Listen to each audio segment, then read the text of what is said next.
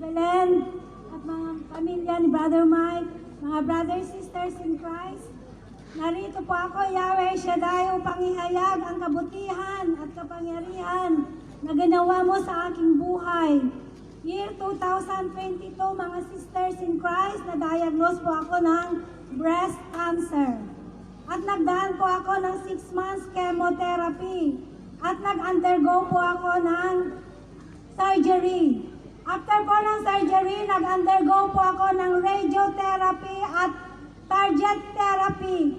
Yahweh Shaddai, maraming salamat po sa kalakasan na pinagkaloob mo sa akin at aking napagtagumpayan po ang lahat ng bagay na ito.